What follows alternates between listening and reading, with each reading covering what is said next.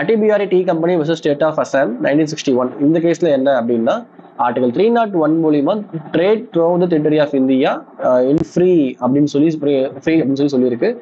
அந்த ட்ரேடை வந்து ரெஸ்ட்ரிக்ட் பண்ற மாதிரி ஒரு டாக்ஸேஷனை வந்து ஒரு அசாம் ஸ்டேட் கவர்மெண்ட் கொண்டு வராங்க. அதை வந்து இன்வாலிட் பண்ணலாமா வேண்டாமா அப்படின்னு சொல்லிட்டு டிசைட் பண்றாங்க. பட் பார்க்கும்போது இன்வாலிட் பண்ணிடலாம். ஏன் அப்படின்னா இது ஸ்பெசிஃபிக்கா ஒரு ட்ரேடை மட்டுமே ரெஸ்ட்ரிக்ட் பண்ணுது.